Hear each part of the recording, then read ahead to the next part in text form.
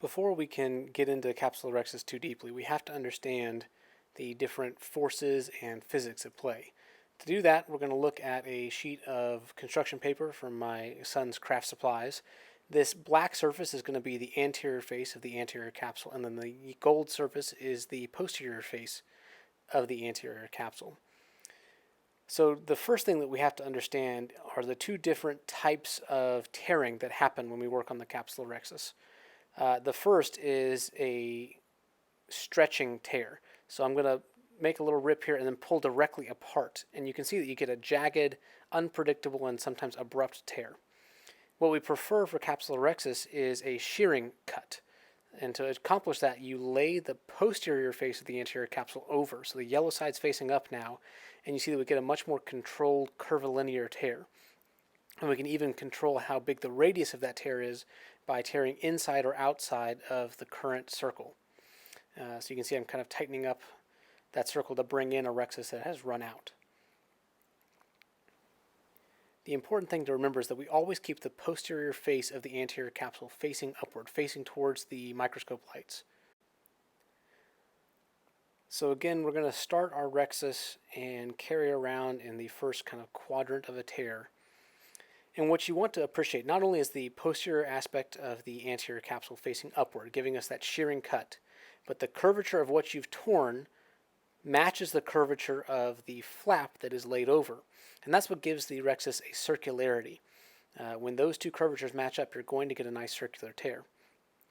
So we'll continue this around, and at some point we'll need to consider where to re-grab. And when we do that, we stand the flap up in space, let go, and then we readjust to get a better grip and a closer distance between the apex of the tear and your forceps. When you do that, you can grab like I'm doing here, where you have one tine of the forceps on either side of the rhexis, anterior and posterior, or you can pinch the posterior face of the flap and continue on this way. Either way is acceptable and works well because it maintains the posterior face up. What I'm showing here is that you don't want to pinch the anterior face of the anterior capsule. That's going to convert you to a stretching tear, and you'll see how this rhexis wants to jump out.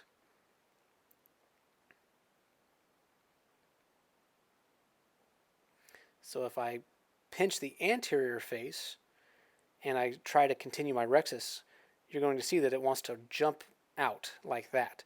And that can ruin your Capsulorhexis. So don't grab the anterior face of the capsular flap. So how do we know when we need to re-grab as we're going around and tearing the Capsulorhexis?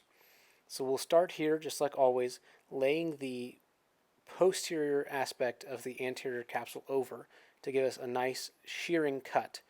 And we'll go around. Again, you notice that the curvature of what has been torn matches the curvature of the flap that is laid over.